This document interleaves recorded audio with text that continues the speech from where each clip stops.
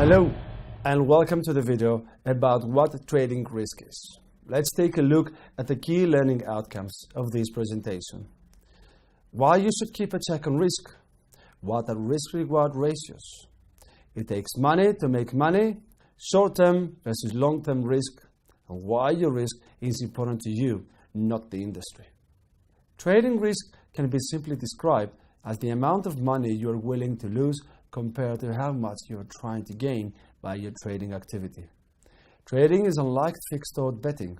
If you were to back something to win at a certain price, you would stand to make the amount of your stake multiplied by the odds or lose your stake. So £10 on a 5-to-1 bet returns you £50 plus your stake, and your risk is £10. With trading, however, you can lose significantly more than your initial stake or investment. The amount of money you stake in the markets will change as the markets do. If you are on the right side of a move, you make money. If you're on the wrong side of the move, you stand to lose money. Risk, therefore, is the concept of managing this process. We all know that it takes money to make money. Trading is no exception.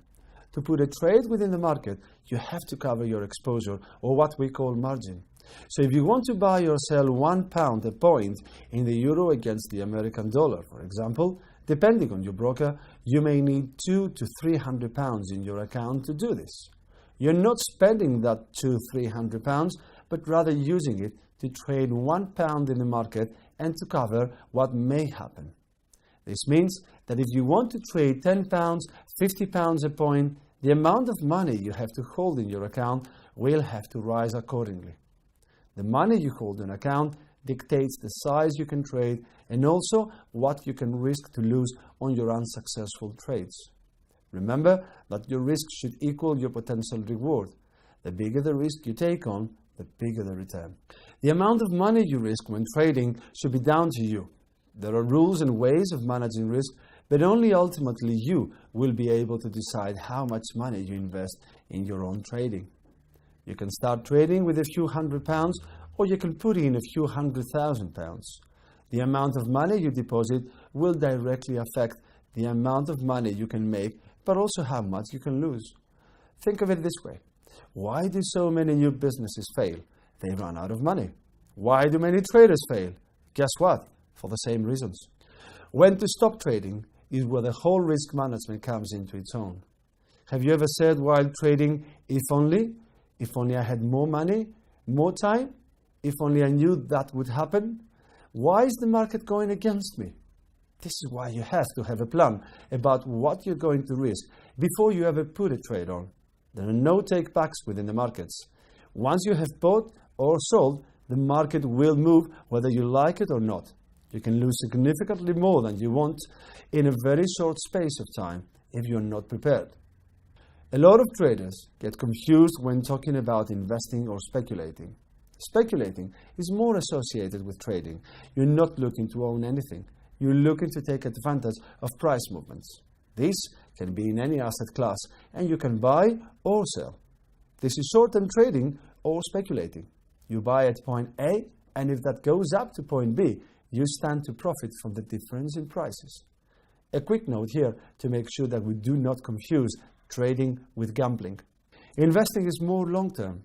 If you are buying Apple shares as an investment, then you will be holding these for a significant amount of time, months, years, maybe even decades.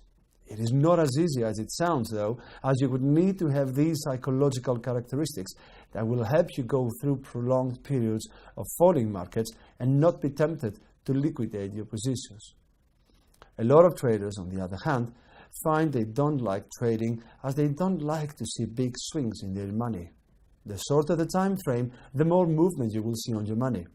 The longer the time frame, the smoother the fluctuations may be. Trading risk is significantly different to investing risk, and this should be clear from the outset. When you are investing then, you are taking into account a significant amount of time.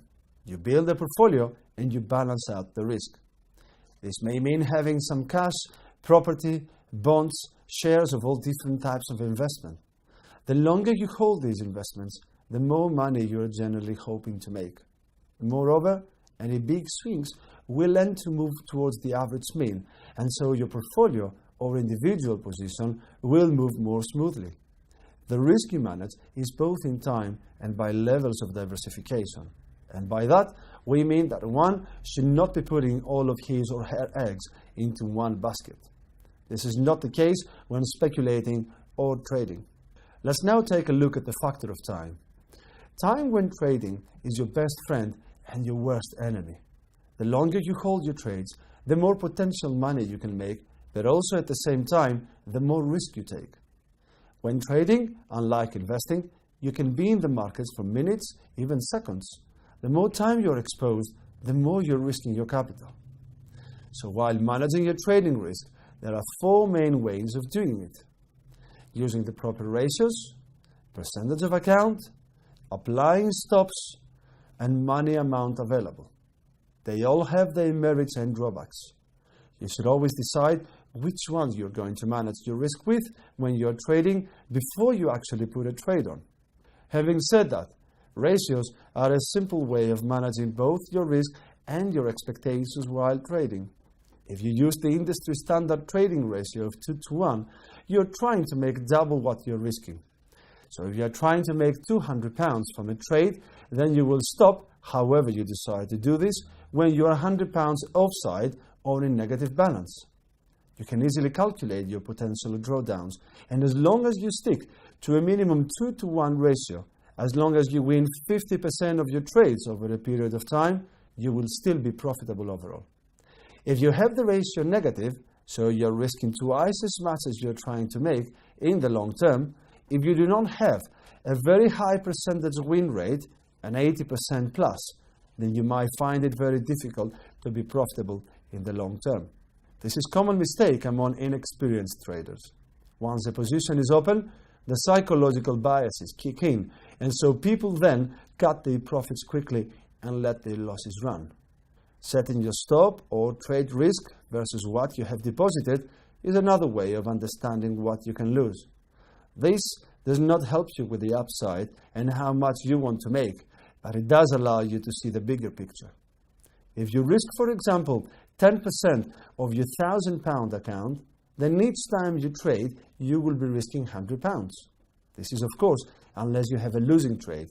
Then you risk 10% of your remaining £900, and so on and so forth. Now it is time to take a closer look at how important our stops are and how we set them. Stop orders are where you place an order at a set price in the market, so the trading platform automatically gets you out at a specified price and therefore loss amount. Stops are good because of their ability to protect you from losing more when a situation gets out of control. If the market trades that price, you're automatically stopped out of that position for a loss. The main issue with stops is that you are left to the market forces. Have you heard of a pin bar or stop grabber, short squeeze? There are all terms for market movements designed to stop traders out of potentially winning trades. This is the trading balance risk you have to strike for yourself. If you set yourself a monetary value stop, then you have to have the discipline to stick to this amount. This is very difficult as nobody likes pressing the button to take a loss. Unlike stops, you have to physically get yourself out of the trade by pressing this button. This takes a lot of discipline. Many times, traders use this method, but not sticking to it. They then end up taking a far greater loss than they initially set out to. This is more for experienced traders, and even for them, this poses more unnecessary risks. So let's now take a look at how you should be managing your stop loss, or how live to trade another day. This is often not about a business where you buy low and sell high. It is about buying high and selling higher. Strength tends to produce more strength, and weakness is followed by more weakness. Stop losses in that respect are categorized as percentage stop, volatility stop, for example at Bollinger Bands levels, chart stop at support or resistance levels, and so on. Now say you have already defined your risk parameter. Once you have done that, we use the position size to calculate how far away we will place our stop, right?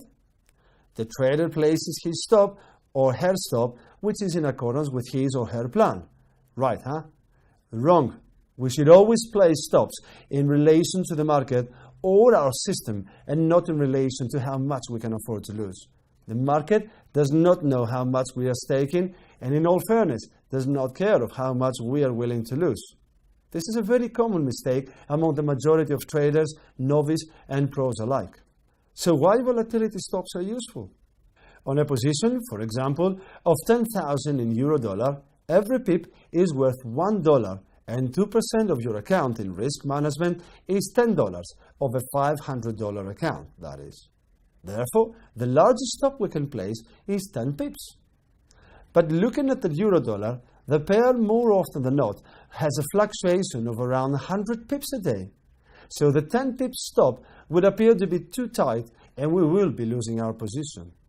So we can instantly see that failing to take into account how volatility affects the average movement in each currency will result in a loss, even though in principle our strategy might have been correct in the first place. So, as a final note about stop loss, let's take a look at the 4 tragic mistakes. 1. Placing stops too tight.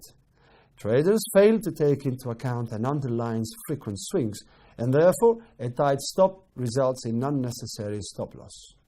2. Defining stop loss based on our position size. As stated before, the market does not care about the money you can afford to lose. 3. Placing stops too far away or too wide. There has to be a sensible placement of your stop given the specific underlying's past movements. And 4. Placing them exactly at support or resistance lines, as many a trader would think that this is an obvious thing to do. But when something is obvious, it is obviously wrong. So, if your stock has been hit, the reason you had opened this trade is not valid anymore.